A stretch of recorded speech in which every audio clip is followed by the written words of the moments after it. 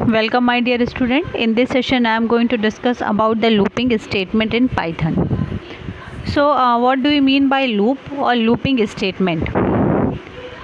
So looping statement means when you want to print or execute a certain line, a certain statement multiple times.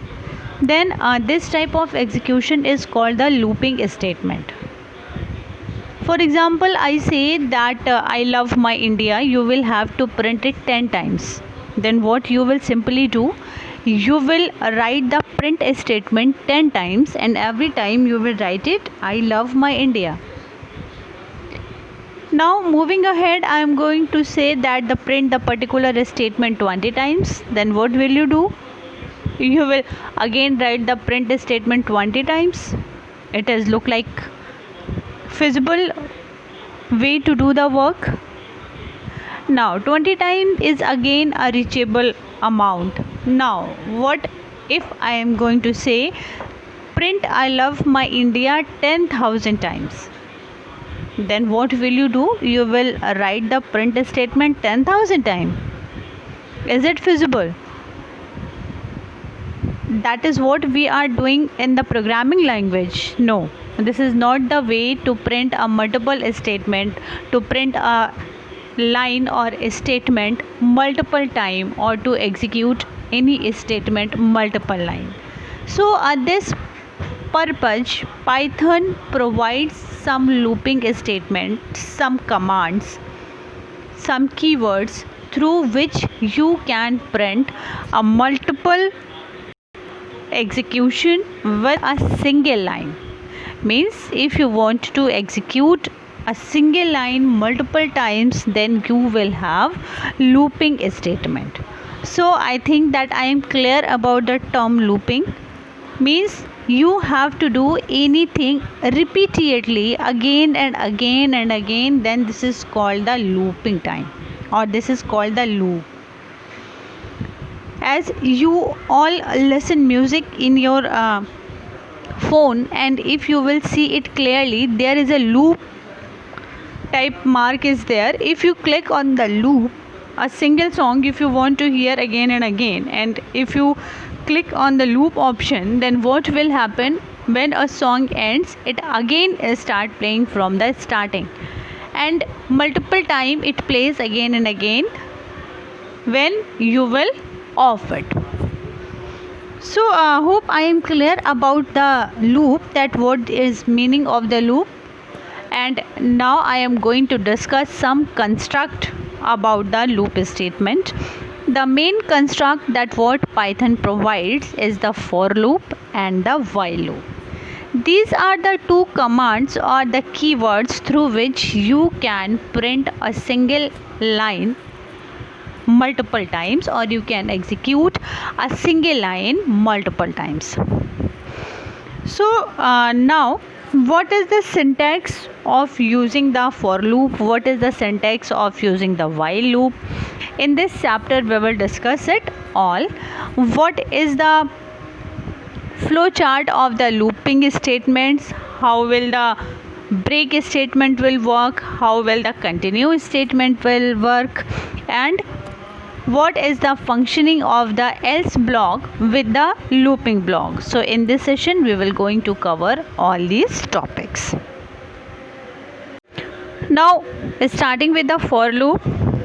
What is the for loop? So for is a construct or the keyword. Here you can see that here is written for while in sequence, body of for loop. So here is a term body occurs. So from here you can say that the for loop is a compound statement. As I had told you earlier about the statement are of two types, the simple statement and the compound statement.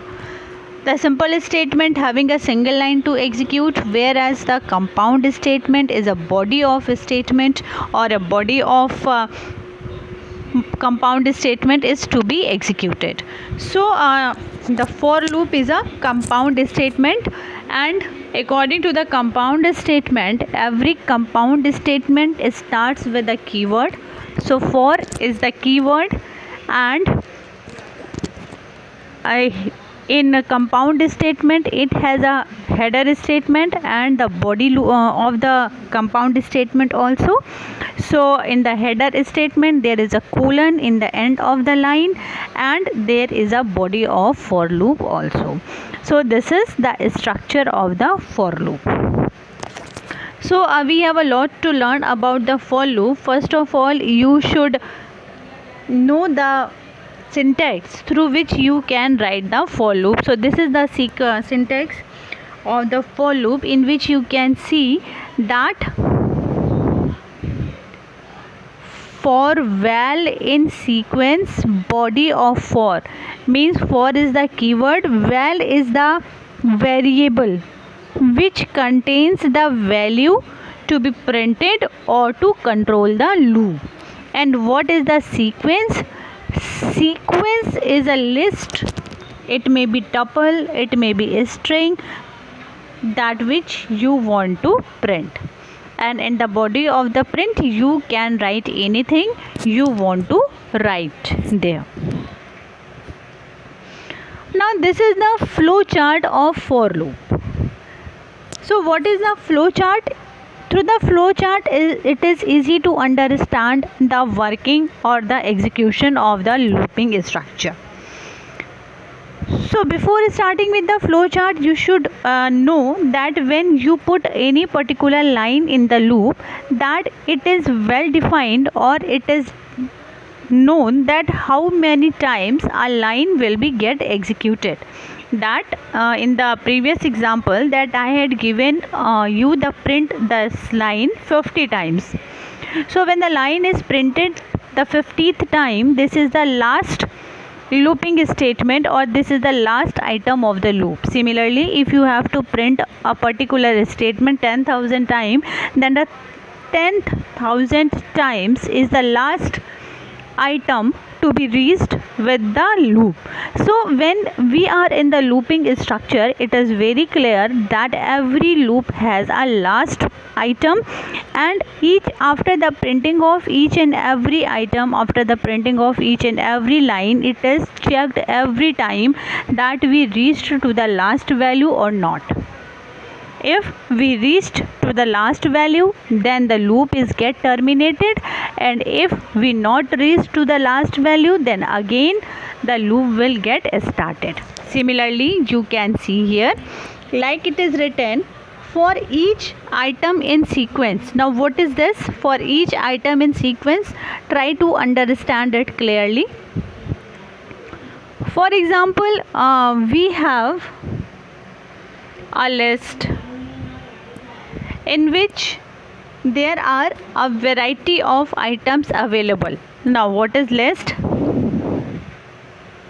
Like 1, 2, 3, 4, 5. This is a list, and in this list there is 5 values are given or provided.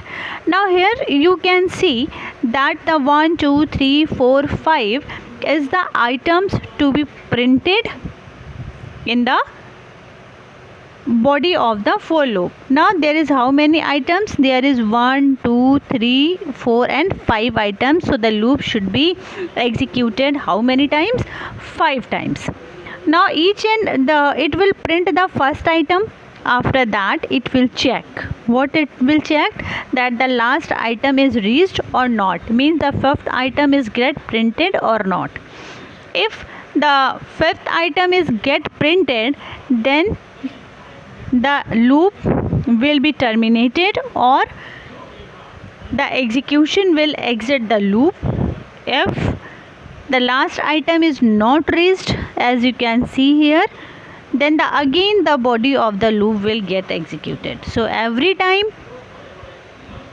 the last item is checked, that the last item is reached or not in the for loop sequence.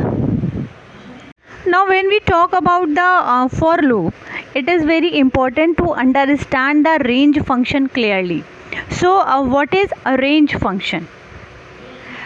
A range function generates a sequence of numbers. means you can give the starting point and the ending point, and the range function will print a sequence of number according to the input size of the user. So you can give the three parameters of the range function like start, stop, and the step size. So how many items will be provided in the range function? There are three items which will be provided in the range function. Now for example, you can see that if I am writing here range function, range, now 1 comma 10 comma 1. So what is this? The first one is the start function, means it is the starting point. The execution of the loop will start from the value 1. And what is 10? 10 is the end point, means when the item will reach at the 10th point, the range function will stop generating the sequence. And what is this? This 1 is the step size, means from 1 to 10 it will move one by one, means 1 2 3 4 5 and so on. So this is the step size. Now if I will provide the step size 2, then what will happen? It moves like 1, then leave 2, then 3, then 5, then 7, then 9. It will leave the one value between, and every second value will get printed. And if the range or the step size will 3, then what will happen? Then the every third value will get printed with the help of range function. So this is a range function. Now some other important points are that if we don't provide the start point, like if I am not providing the 1, by default it is taken at 0. By default the value which is taken by itself if user does not provide any other value. So by default, if there is no any start value is given, then it is taken as the 0. And similarly, if we do not provide any step size, by default the step size can be taken as 1. Now have a look. If I will write like this 1 comma 15, only 2 points are there now, 1 and 15, and I told you there are 3 parameters to be passed, and here I had passed only 2 parameters. Then what will happen? It is simply converted 1 as a start bit and 50 as the start point, and there is no step size defined. Then what will happen? The step size will automatically taken as the 1. Means if we do not provide any step size explicitly, then what will happen? The range function will take the step size 1 by default. Clear? I think it is clear to all of you. Now one more important point about the range function. When you give the range function, then the last bit, means the stop bit is not included by the range function, means it is excluded. Means if I had written 15 here, then range will print only till 14. The value of the 15 will not be printed. So this is the quality of the range function. It should be remembered that that every range function has 3 parameters to be passed out, that is start, stop and step size. If the second point, if we do not provide any start function, then what will happen? The range function will consider it as 0 as by default start value.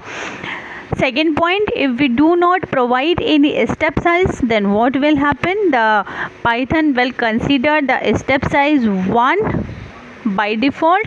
So you can leave or you can skip the start and the step size if you want to take the Python as the default size. Now you can see in the example of the range function. In the first example, there is a start value that is 0. and the stop value, that is 10, and the step size is given, that is 1. So as you can see in the output, it is printing from the 0 to 9. The last value, that is 10, is vomited, is not get printed. So the last value is excluded by the range function. In the next example, you can say the start value is 0, the last value is 10, and the step size is 2. So it will print every second value, means after leaving the one value in between. So the 0, 2, 4, 6, 8, and similarly you can see in the third example also. So this is the working phenomena of the range function, in which you will have to give the start value, the stop value, and the step size. And if you don't give any step size, by default it is taken the 1. Step size will be taken as 1 by default. And if you do not provide any the start size, then what will happen? It will taken as 0 by default. And when you are taking any list, any tuple, any data structure which has already any limit, means you are taking a string and the string has 15 letters for an example, and if you want to escape the stop value also, it will take the 15, the last value of the entire list will be taken as the last value by default. So this is the working phenomena of the range function. Now here is the example in which range function is used with for loop. Now try to understand the working phenomena of this example very clearly, so because it is the basic of the for loop. So if you don't get it, you won't be able to use the for loop in any one of your program. So now how it will work, try to understand. Now first we will examine the range function. In the range function you can see there is only a single value, that is not single value, there are two values are given, like 1 and 2, means the start size is given, the stop point is given, and the step function is not given. So what will happen, the step value will be taken 1 as the default value. Hope it is clear to all about the range function. Now what the for loop will do and what is the output of this for loop. Now when the range function will start getting executed, the value 1, the start value 1 is copied in the variable 1, a, because a is the variable that is taken by the user. So the value 1 is copied in the variable a, and then the value is simply printed here. You can use this value the way you want to use, but in order to show the example part only, I am just printing the value or the variable of the for loop. So the first time when the loop will get executed, then what will happen, the first value from the range function is 1 and it is copied in the variable a, and the value of the a is 1. So it is again checked for the last value, and as I had already discussed in the flowchart, and the last value is not 5, then what will happen, the loop will again execute, and when the loop will again execute and the range is generating a sequence, so the next value is generated by the range is 2, because the step size is by default taken as 2. So the range is generated 2 and the value of the a will 2. Again it will check the last value. The last value is not still 5, then the loop will again get executed, and when it will again get executed, then what will happen, the range will generate the value of a is 3, and then what will happen, the value 3 will be copied in the variable a, and the value of a will become 3. Similarly, when it move one step forward, then what will happen, the range function will generate a new value. The new value is 4, and it will print a is equal to 4. As I told you earlier, the last value or the stop value is what happened is not get printed, or the last value is not included, or the last value is excluded in the range function. It is very important to remember that the last value of the range function is not included while generating the series. So what is the output of this example? The output of this example is simply 1 2 3 4 5. So this is the output of this function. Hope you will understand it. Now here I am discussing about the for loop with else block. As you had already know that when the else block will execute, we had already used the else block with the if function. And when the output of the if function become false, then the else block will get executed. Similarly, if you can say, if you are using else block then for loop, then if the for loop is not executed due to any of the reason, then only the else block will get executed. Similarly, try to match it with the if else block.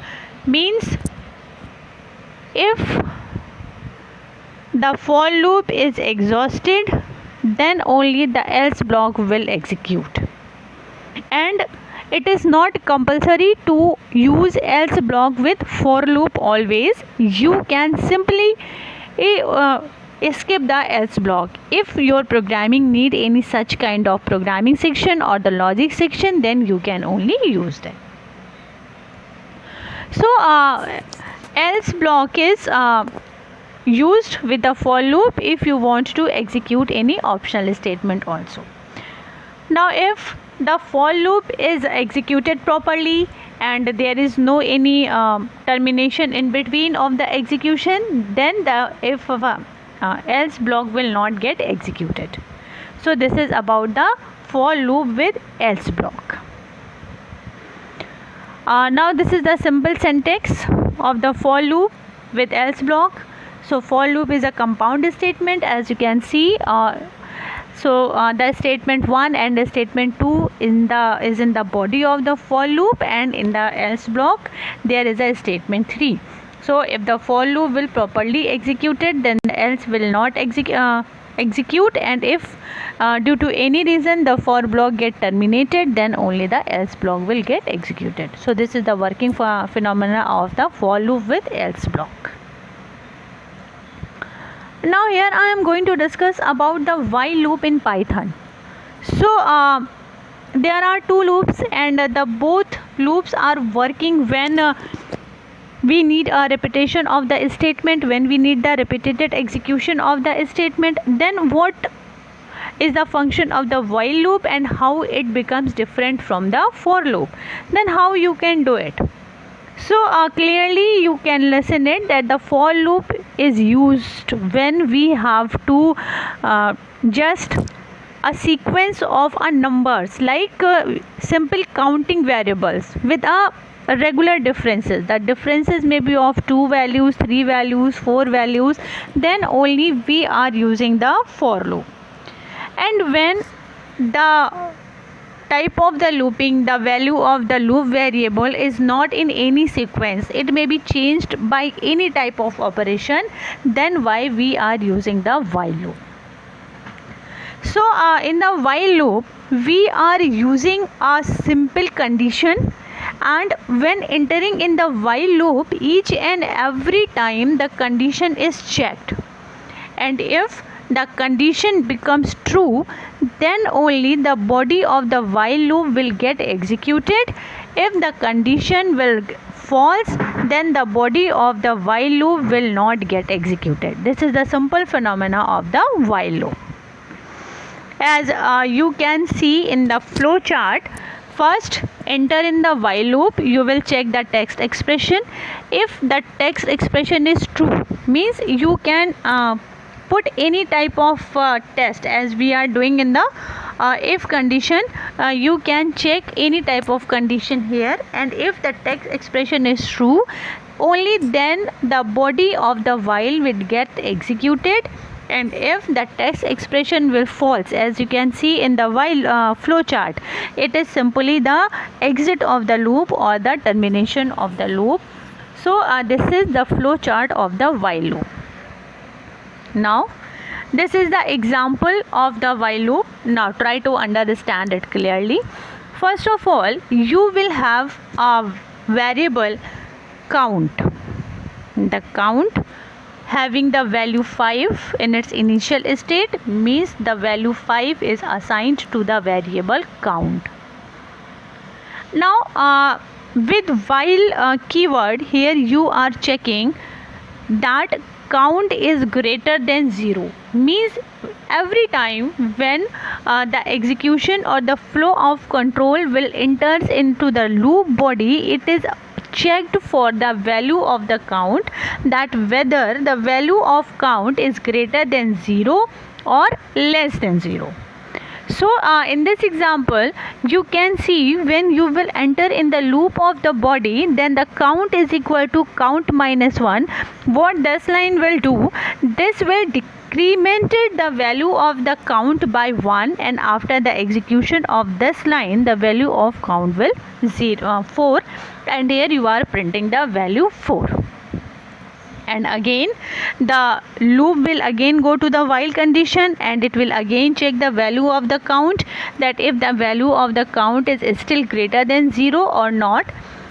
Again the value of the count according to this execution is 4, so it is again greater than the 0. Now you are again checking, then again entering in the body, then what will happen, the value is again get decremented by 1. So after this line, the value of the count will 3. Again the loop will get executed, the count will check, and again you will find the value of count is greater than 0.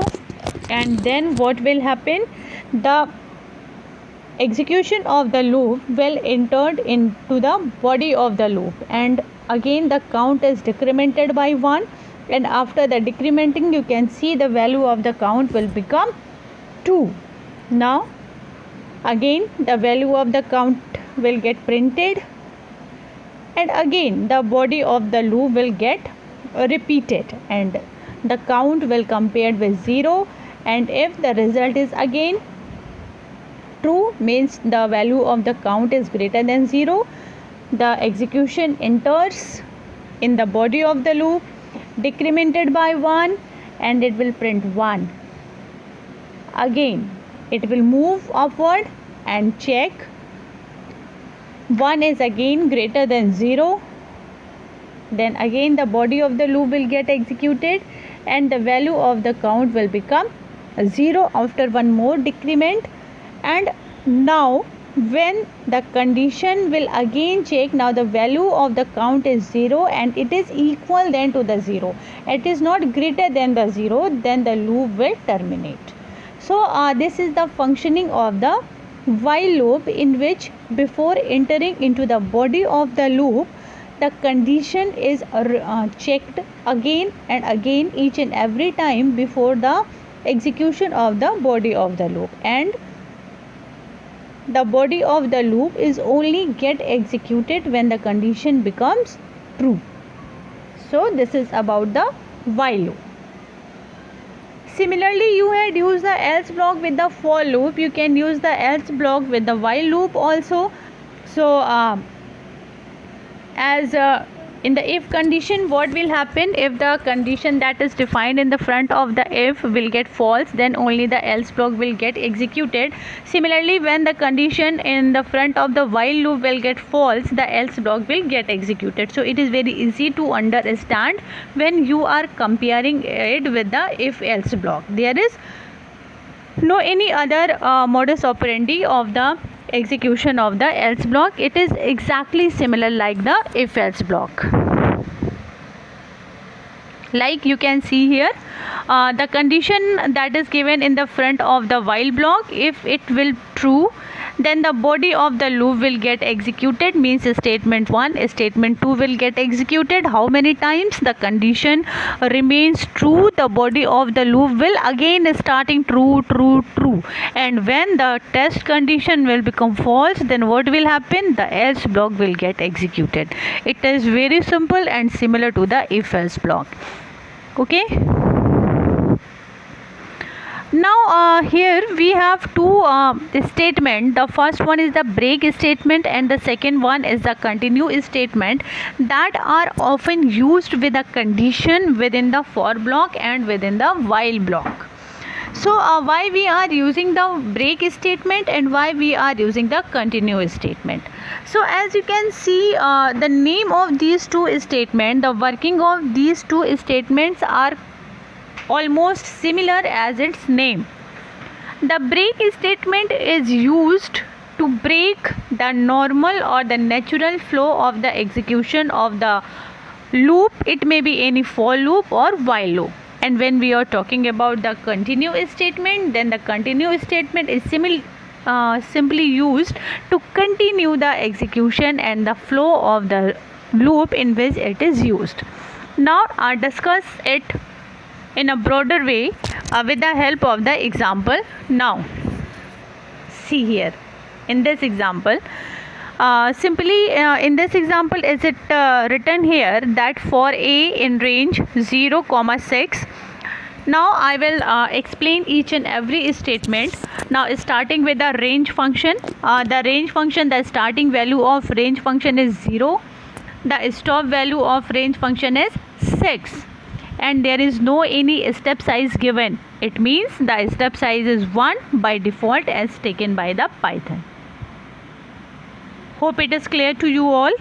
Now for a in a range, then what will happen? The range function will generate a series of number starting from 0 and step size 1, and the stop point is 6, means 0, 1, 2, 3, 4 and 5.